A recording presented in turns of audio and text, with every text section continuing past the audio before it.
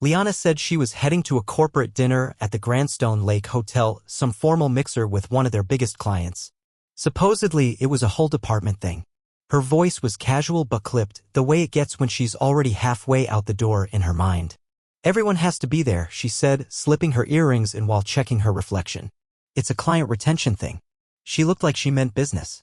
Navy blazer over a dark berg *NY blouse, hair twisted up with surgical precision, modest heels, just high enough to be elegant but not too showy. She wore the deep red lipstick she usually reserves for interviews or major presentations, and she carried the black leather business case I got her last Christmas. She only uses that bag when she wants to be taken seriously.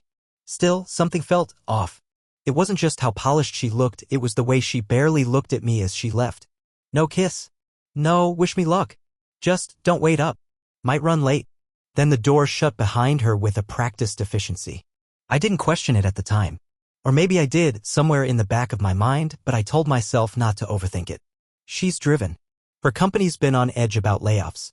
She's just trying to stand out. That's what I told myself. About half an hour later, I went into the bathroom to wash up and brush my teeth. That's when I saw it. Her wedding ring, left neatly on the edge of the sink like someone placing a prop after rehearsal. The gold band sat there, perfectly still, catching the light like it hadn't just appended everything. At first, I thought maybe she'd taken it off for the dinner, weird, but maybe some high-end place had rules about jewelry with the silverware? I don't know. I was reaching. Then I saw the rest. Next to the ring was a silver deodorant stick, definitely not mine. I use a navy blue Old Spice. Always have. This one was sleek, almost chrome-looking, and unfamiliar. Some kind of upscale brand. It didn't even look like something you'd grab from a DR** store. It looked curated. Next to it was a balled-up tissue with lipstick on it, a color I'd never seen on her. I stared at it. Not maroon. Not plum. It was a bright, bold cherry red. Loud. Nothing like her muted tones. I picked up the tissue. It was fresh. Barely dried. Like it had just been blotted. And then there was the scent, a cologne that didn't belong in this house. Not mine, not any of my friends. Something crisp and sharp with an almost citrusy burn under a woodsy finish. New. Strong. Still hanging in the air like someone had just left. I stood there, toothbrush still in my hand, trying to make sense of it. My mind was moving in fragments, excuses, possibilities, little justifications darting in like moths toward a porch light. Maybe it was her brother's? Maybe she tried on a new lip color and just forgot? Maybe she was planning to change and got distracted? But none of it added up. I took a photo of the ring, the deodorant, the tissue, not to accuse her, but because something in me needed a record. Proof I wasn't imagining it. I didn't know what I was going to do with it, but I knew I'd need it later. Then I texted her. Me, hey. Just checking in. Everything okay? About 10 minutes passed. No response. I started pacing. Maybe she was giving a speech. Maybe she couldn't reach her phone. Another 5 minutes. Finally, it buzzed. Liana, can't talk, everything's fine. That was it. No punctuation. No emoji. No playful sign-off. No, love you. Just cold, clean text like a status update sent from 1,000 miles away. I stared at it for a while. My thumb hovered over the keyboard ready to ask about the ring. The scent. The tissue. But I didn't. I told myself I'd wait. See what she said when she got home. If it was innocent, she'd explain it without hesitation. I held on to that idea like it was a life preserver. When she got back, just past 11:40, I was in the living room pretending to watch a documentary. She walked in like nothing had happened, like everything was just another Tuesday. She wasn't tipsy. Not flustered. Not even tired. She moved with purpose, unbuttoning her blazer and draping it neatly over the chair. Her hair was slightly looser than when she left, like someone had run fingers through it. The lipstick was wiped off, but I noticed a faint smudge she'd missed near the corner of her mouth. I didn't say anything.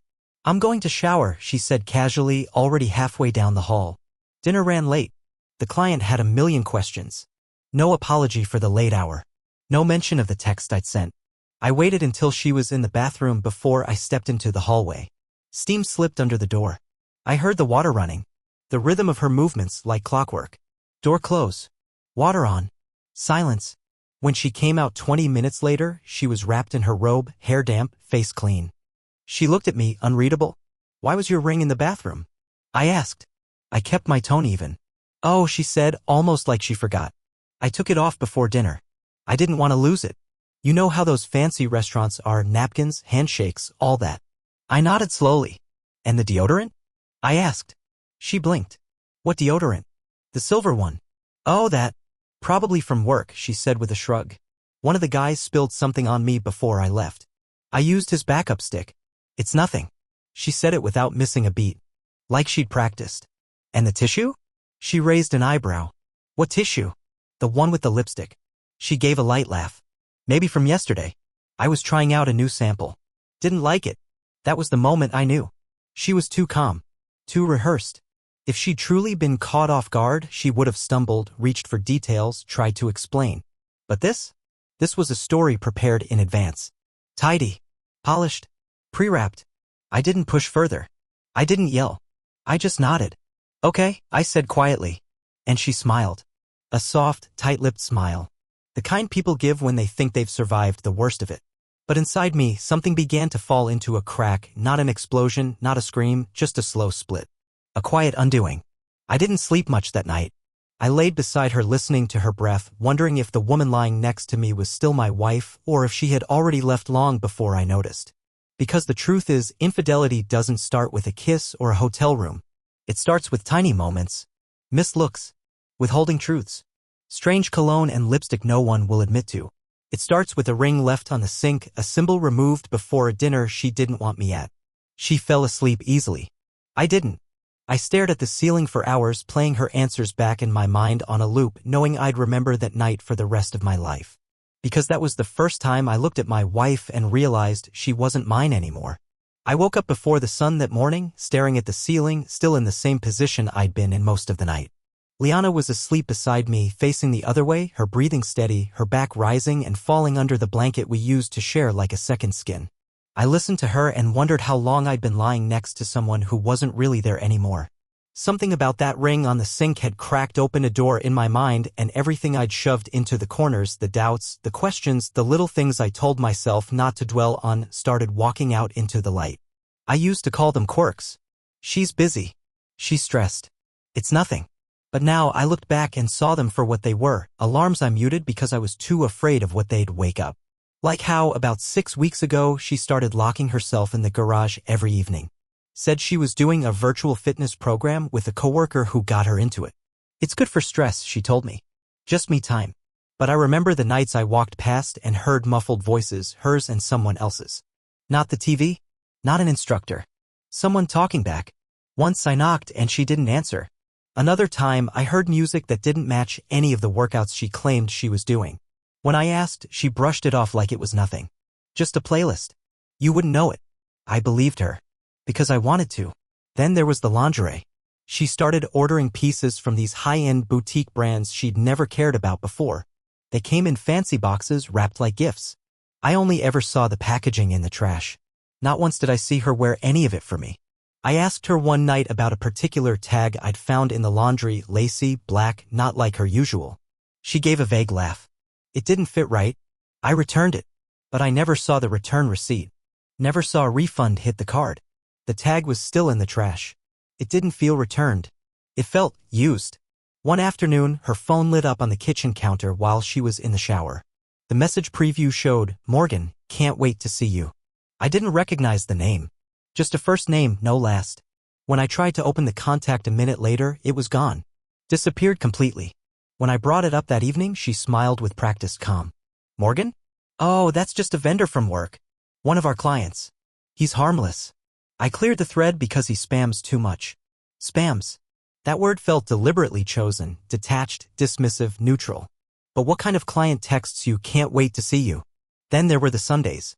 Every Sunday for the past 2 months, she'd head out for what she called meditation club. Claimed she joined a local mindfulness group that met at the lake. She even downloaded a meditation app and left it open once, as if to prove it.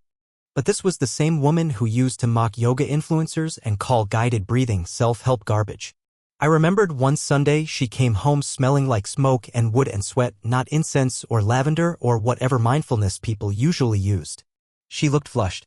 Her hair was a mess. She said it was a movement-based session. I didn't press. I smiled and asked how it went. She said quiet. Exactly what I needed. The week after that, I noticed a second set of house keys in her purse. Same shape, same color, same chain, but duplicated. When I asked about them, she said they were for her sister. She's watching the house while we're away next month, she said, like it was obvious. But her sister lives 4 states away and hadn't visited in over a year. Even her tone had changed lately, from warm to clinical, like she was answering customer service questions instead of talking to her husband. Every conversation felt transactional. No playfulness, no edge. Just facts, times, locations. She started narrating her schedule like a robot. I'll be home late. I have a call. I need to prep for Monday. And I nodded every time.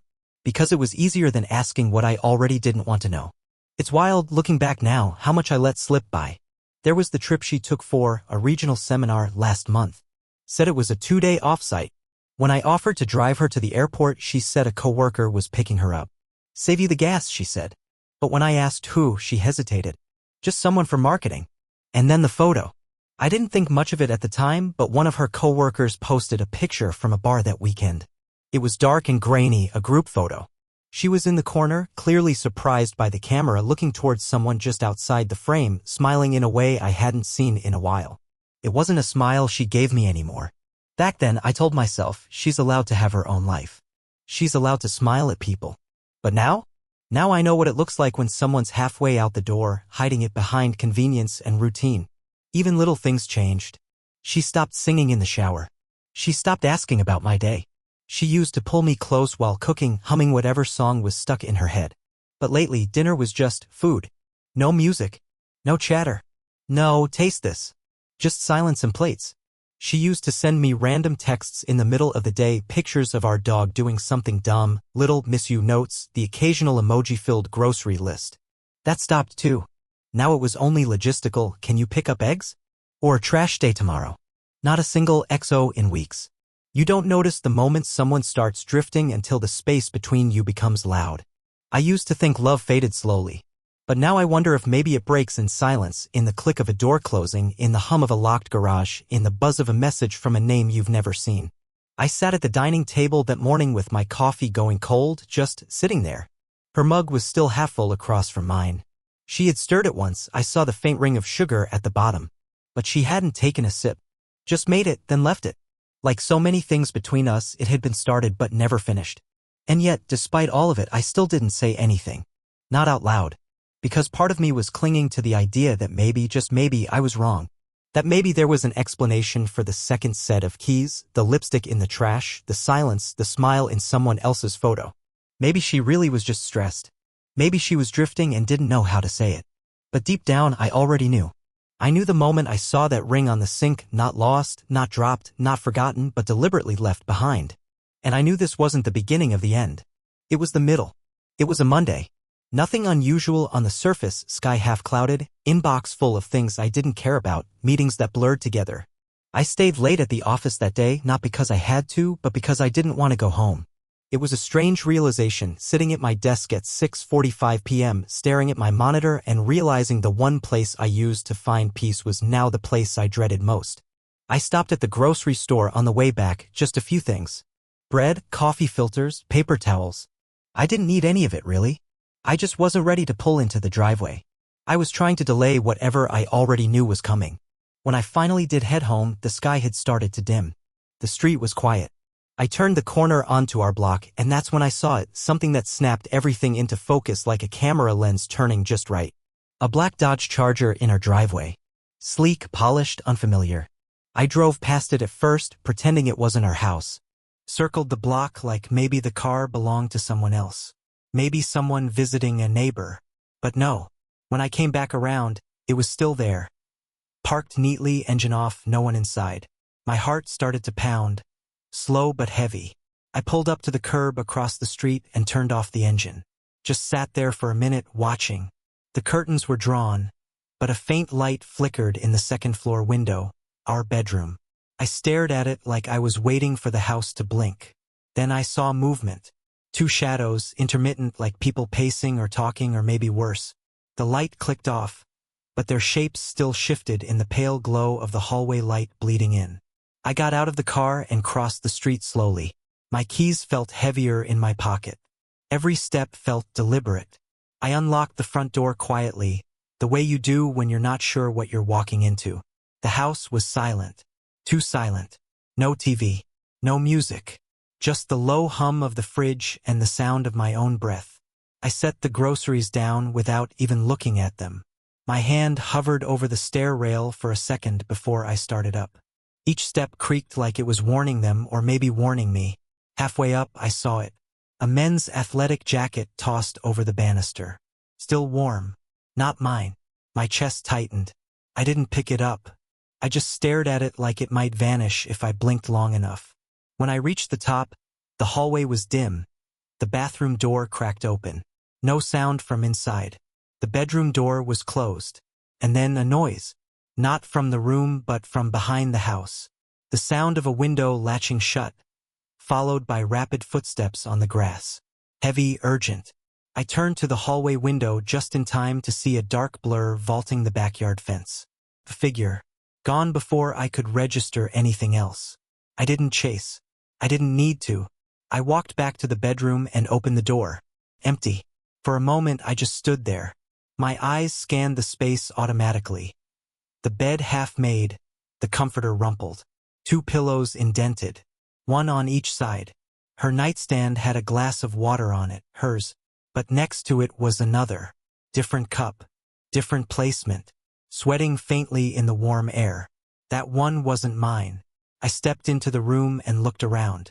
Her clothes were on the chair, neatly folded. Shower running in the ensuite. Steam curling out from under the door. Like she'd just started her day, not ended something sacred. I sat on the edge of the bed. My hand grazed the sheets. Still warm on both sides. A minute later, she walked out in a towel. Hair wet. Face composed. She froze for half a second. Just long enough for someone who didn't expect me there. But then she recovered. "Oh," she said casual. "Didn't hear you come in." No shock. No guilt. Just a subtle shift in tone. Like I'd walked into the wrong scene of a play. "Got home early," I said. She nodded and moved past me like it was nothing. Like I wasn't sitting in the middle of evidence she hadn't even bothered to clean up. "Dinner's in the fridge," she said. "I wasn't sure what time you'd be back." I didn't answer. Just stared at the glass beside the bed. The second one. Still wet with condensation. She caught my gaze and followed it. Her eyes paused on the glass, just for a second, then flicked back to me. "That's yours," she said calmly. "I brought you water earlier. Figured you'd be tired." I didn't say anything, just watched her. She met my gaze with practiced stillness. Her face gave away nothing, but her body did, small signs, microtensions. The way her hand clutched the towel tighter. The way her shoulders angled ever so slightly toward the door. She was bracing, preparing for a confrontation that wasn't going to come. Because I didn't ask, didn't accuse, didn't shout. What was the point? Everything I needed to know had already happened. A shadow in the window, footsteps in the grass, car in the driveway, a jacket on the stairs, a second glass. The silence was louder than any confession could have been. She walked to the closet, pulled out pajamas, and disappeared into the bathroom again. I heard the door click shut. I sat there a while longer. Eventually, I got up, picked up the athletic jacket from the railing, and carried it downstairs. I folded it and placed it on the armrest of the couch like I was setting a place at a table. Then I sat in the kitchen, turned off my phone, and listened, to the house, to the air, to whatever pieces of myself hadn't fully cracked yet. When she came back downstairs later, she acted like nothing had happened. Heated something in the microwave, asked me about work, talked about a meeting she had tomorrow. I nodded, responded in half sentences. Because in that moment I wasn't angry. I was done. That was the moment something in me turned off. Not rage, not grief, just quiet. She thought she got away with it. She thought silence was the same as forgiveness. But silence is just the beginning of the end. And I had already started planning what came next. After that night, things between us didn't explode. They just withered.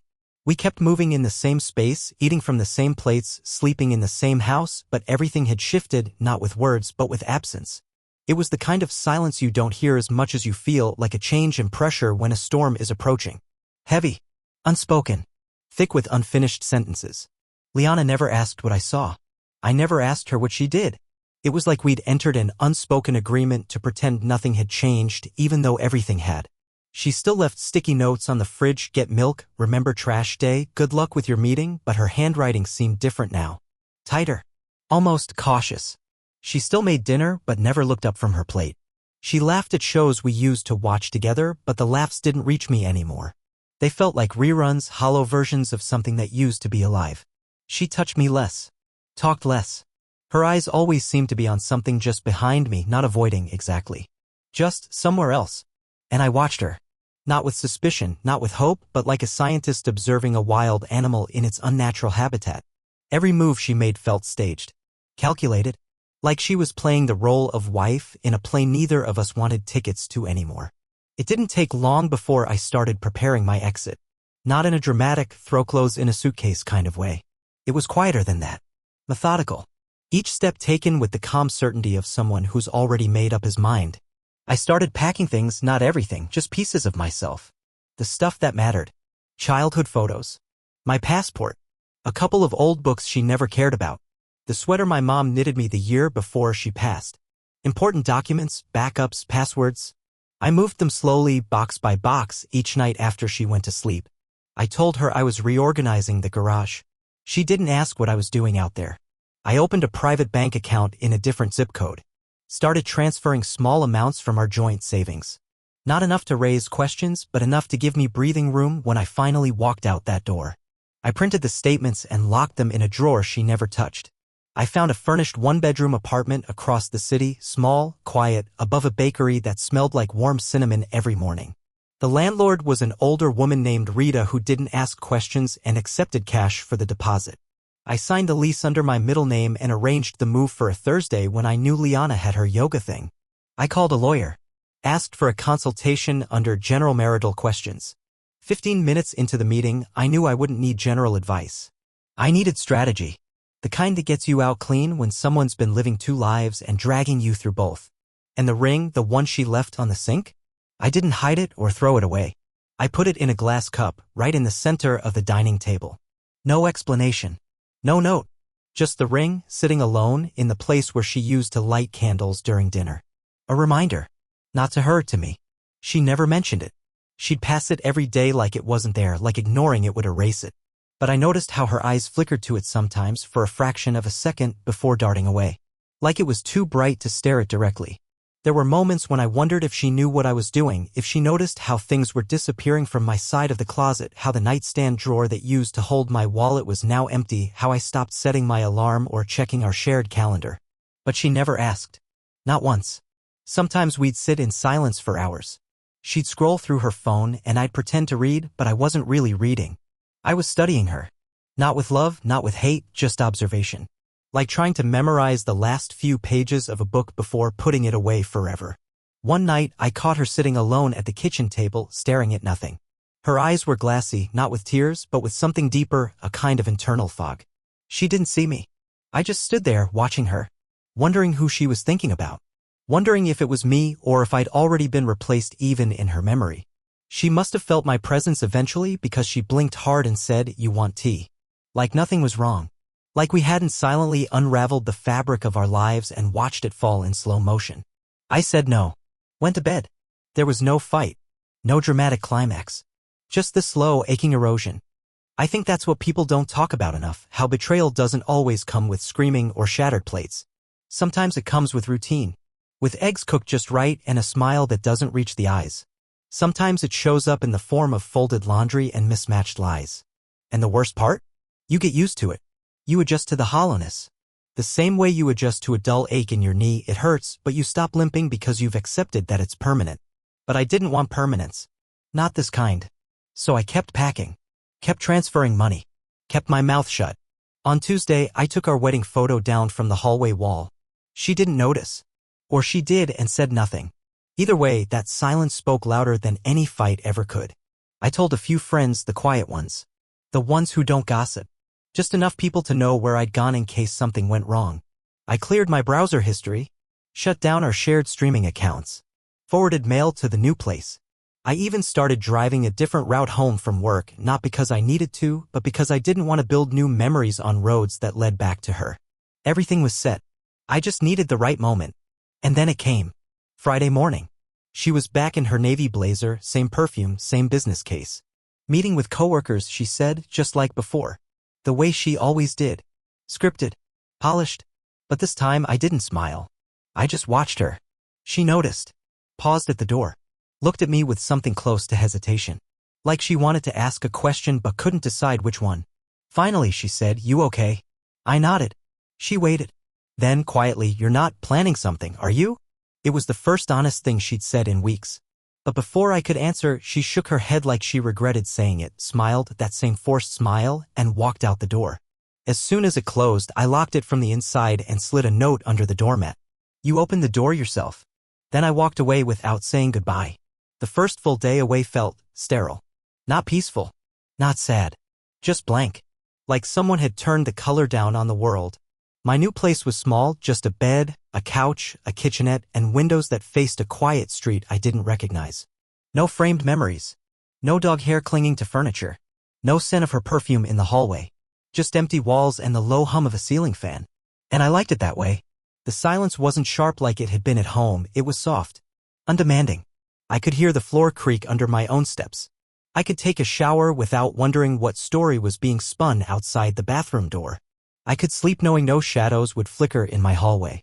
That first night, I turned off my phone and left it in a drawer. When I turned it back on the next morning, there were no missed calls. No messages from Liana. Not even a casual, "Where are you?" Just one message from a mutual friend. "Hey, Liana said you're staying with family? Hope all's okay." So she was already covering tracks. Classic. I didn't respond. Not to them. Not to her. If she wanted to live in the illusion that this was temporary, that I was just off on some minor retreat, fine. Let her have that for a minute. Let her feel what it's like to talk into a void.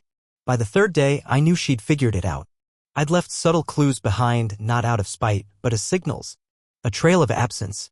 Clothes missing from the closet. My keys to the garage gone. My emergency credit card removed from the drawer. The joint folder with our will and house deed? Empty. The spare checkbook? Vanished.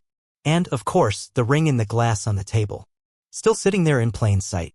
I pictured her walking through the house, scanning for signs. Her head tilting when she opened a drawer and found only air. Her pulse quickening when she realized the medicine cabinet no longer had my razor. Her breath catching when she noticed the safe was unlocked and empty. She didn't call. Didn't text. She tried to wait me out, I think. She thought I'd come back on my own, maybe walk through the door with a neutral explanation. Just needed space. Needed time. She was used to me being the one who smoothed things over. But I wasn't smoothing anything now. That afternoon, I stopped by the post office to redirect my mail. The clerk asked if I needed temporary forwarding or permanent. Permanent, I said without hesitation. I felt her name slipping from my address like dust. On the fourth day, I got a notification. My name had been removed from one of our shared calendar events, an auto-renewal for a subscription we used to split. She deleted the event silently. No message. No explanation. But it meant she knew I wasn't coming back, and she was beginning to adapt. That night, I received a message from her. The first since I'd left. "Liana, can we talk? I feel like something's off. Call me when you can." I read it once. Didn't respond. The next morning, a second message. "Hey, I'm starting to get worried. Please just tell me you're okay." The tone was shifting, casual concern giving way to anxiety. It wasn't panic yet. Not guilt. Not remorse. Just the feeling of a thread slipping through her fingers and her not knowing which end to grab. I waited 2 hours before I opened it. Didn't respond. Instead, I walked to the bakery downstairs, bought a black coffee and a croissant, and sat in the window seat watching people pass by. People who didn't know my name, who didn't know what I'd walked away from. It was the first time in months that I didn't feel like I was pretending to be someone else's husband. That evening, I got a call from a number I didn't recognize. Didn't answer. Then another. When I finally checked voicemail, it was her voice, tight and clipped, trying to sound calm. "Hey, just checking in. I'm a little confused. If this is some kind of, break, then maybe we can talk. I just want to know what's going on." I listened to it twice. Not once did she say, "I miss you." Not, "I'm sorry." Just confused. She still thought she had time. But I wasn't waiting anymore. That night I wrote a message, not to send, just to get it out of me. I typed it in my notes app. You started letting go of us a long time ago. I just finally followed your lead. Then I deleted it. The 5th day came, and with it, a subtle shift. She started calling at night, once around 9 p.m., then again past midnight. I let it ring. She left one message. I know something's wrong. I can feel it. Please, if you're okay, just say something. Still not the words I needed. She was flailing, searching for signs in a language she stopped speaking months ago. She wanted to fix the surface while the foundation had already rotted through. I could imagine her at home, pacing the hallway, opening doors, checking drawers, rereading my last few text messages, looking for meaning in nothing. On day 6, I got an email from her. You've never just gone quiet like this. I don't know what I did or what's going through your head, but if you need space, I'll give it to you. I'll wait. I just want us to be okay again. Okay again. As if we'd been okay. As if we hadn't spent months lying by omission, pretending routines were love. That night, I packed a small duffel and dropped it off at a friend's house. Someone outside our circle. Someone she wouldn't think to contact. I wasn't hiding. I was insulating, keeping her hands out of what was still mine. Day 7 was the final turn. A call I didn't expect. From her mother. Hey, she said softly. Liana's worried. She said you've gone off the radar. She's scared. I paused before answering. I'm safe, I said. But this isn't something I can explain to her through someone else. There was a silence on the other end. A long one. Then her mother said something I didn't see coming. I think she knows. I swallowed hard. Knows what? Another pause. That you know. I didn't say anything. I didn't need to. She sighed. Whatever you decide to do, just know I get it. She's my daughter, but you didn't deserve this. I've seen it. I just didn't know how to say anything. And with that, the conversation ended. No anger. No defense. Just quiet confirmation from someone who knew more than she'd ever let on. That night, I wrote one more message, this one I saved. I left because I was done waiting for you to care that I stayed. I didn't send it either. But I didn't delete it. It wasn't for her anymore. It was for me. The apartment was small. Barely enough space for a full-sized bed and a kitchen table, but it was mine. And more than anything, it was quiet. Not the tense silence I'd grown used to, but the kind that lets your shoulders finally relax. I started waking up early, not because I had to, but because I wanted to. I'd go for runs before sunrise, letting the cold morning air clear out the fog in my chest. It hurt at first. Everything did.